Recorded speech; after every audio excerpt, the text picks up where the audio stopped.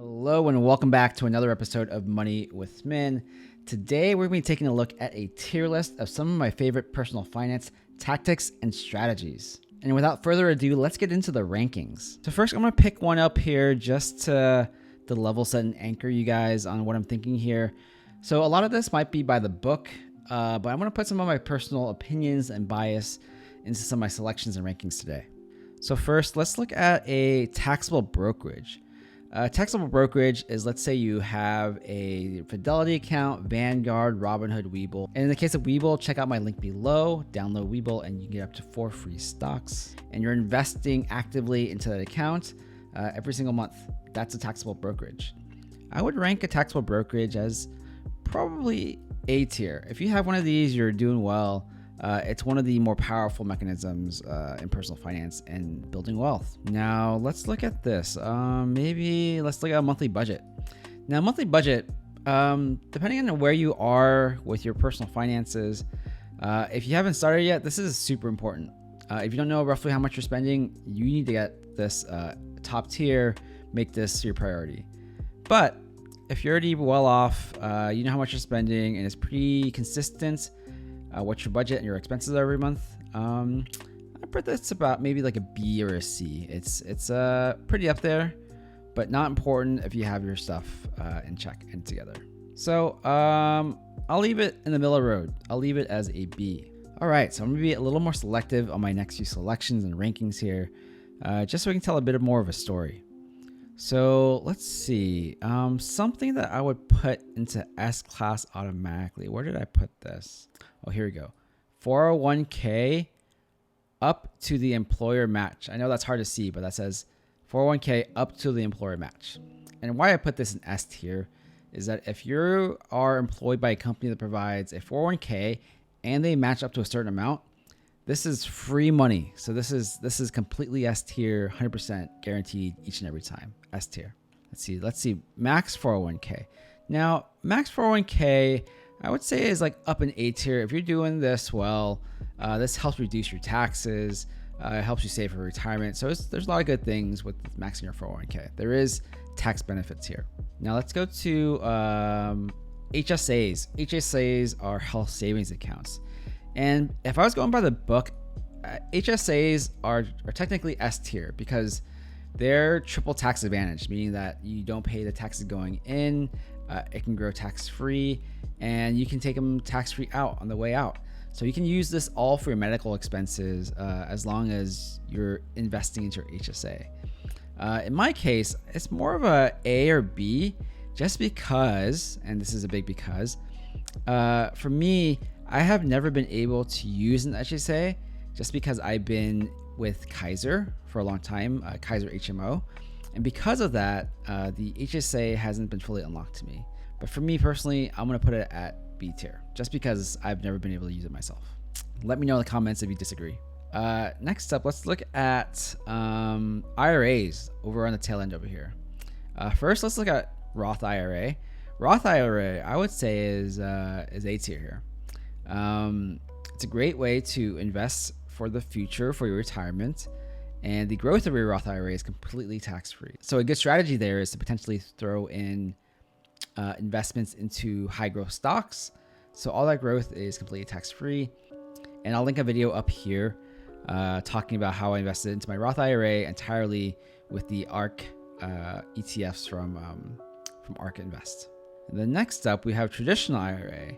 A traditional IRA, I would say, is close to your Roth, but it's a little bit weaker. It's a little bit not as powerful as your Roth because the Roth IRA allows for complete tax-free growth of what's in the account, where traditional, the taxes are taken up front. There's still benefits to it, but the Roth has a little bit of a leg up. Let's see what's up next. Let's find a bad one.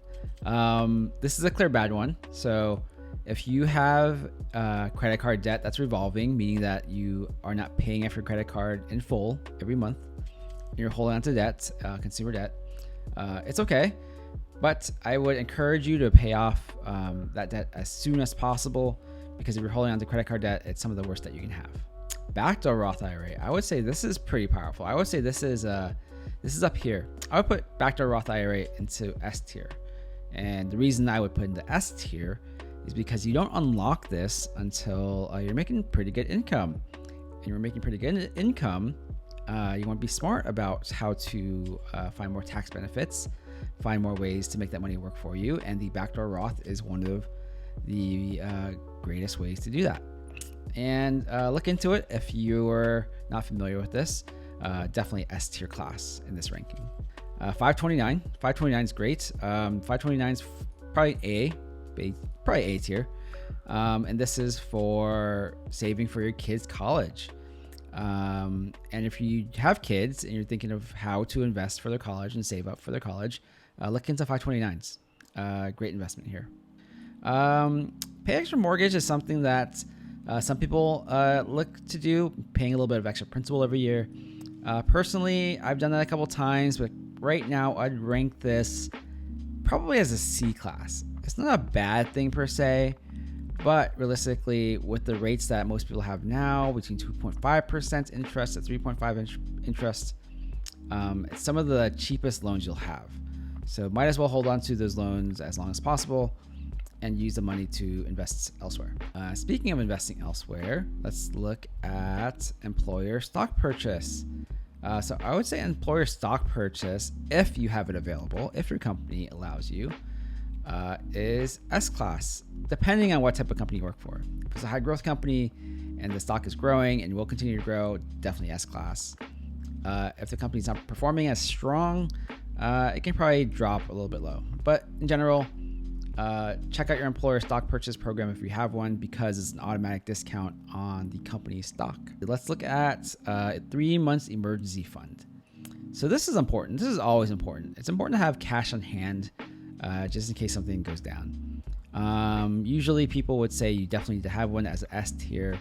Yeah, I agree. I would say it's A tier. Think of 12 months as a cushion where if you had to live off of your monthly income for a whole year, how much would that be? That'd be your 12-month emergency fund.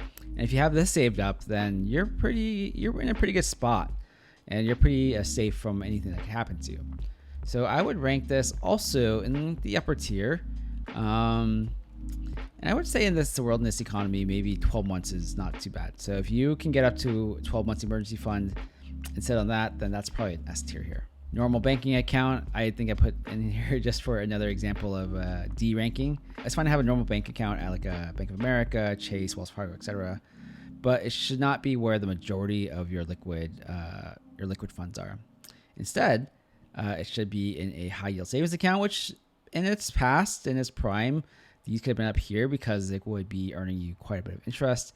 But in actuality, in the current day, it's not doing too hot either. And you're lucky to get 0.3% interest if you find any there. Use credit card rewards. Yeah, it's like a C, B, probably.